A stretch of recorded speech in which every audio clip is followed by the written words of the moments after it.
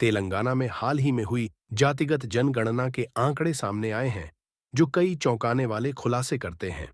पिछड़ा वर्ग सबसे बड़ा समूह।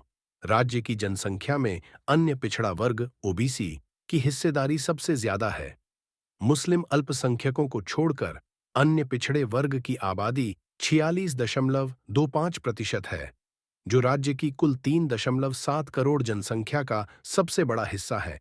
अनुसूचित जाति एससी की जनसंख्या 17.43% है, जबकि अनुसूचित जनजाति एसटी की जनसंख्या 10.45% है। मुस्लिम आबादी 12.65% है।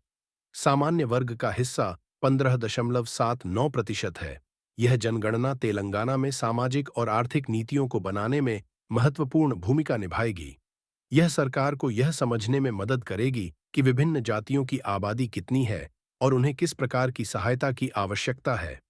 जातिगत जनगणना के आंकड़ों को लेकर कुछ चुनौतियां भी हैं।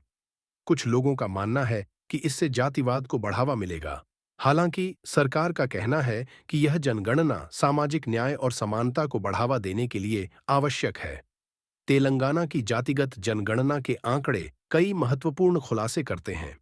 यह राज्य सरकार के लिए नीति निर्माण में महत्वपूर्ण साबित होंगे। जनसंख्या के आधार पर ही एससी, ओबीसी और एसटी को उनकी भागीदारी मिलनी चाहिए। अगर ऐसा नहीं होता है तो यह सामाजिक न्याय के खिलाफ होगा।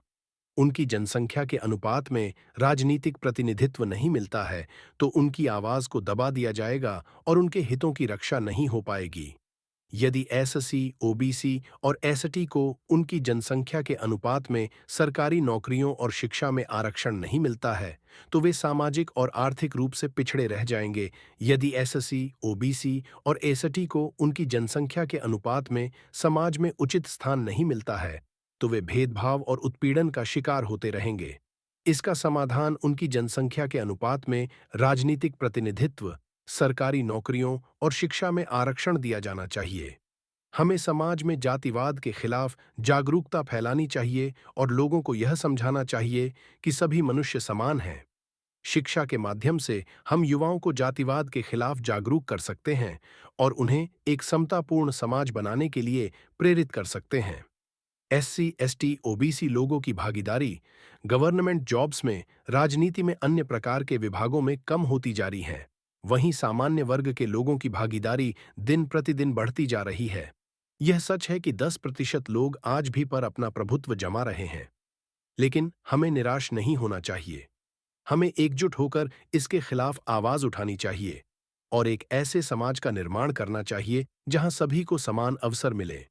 इस प्रकार से पूरे भारत में जातिगत जनगणना होनी चाहिए और जनसंख्या के आधार पर भागीदारी देनी चाहिए। नहीं तो भारत में 10% लोग कुल आबादी पर चढ़कर बैठे रहेंगे। बाकी आप समझदार बहुजन लोग हैं। इशारा काफी है। आवाज उठाने से नहीं, बाहर निकलने से हक मिलता है।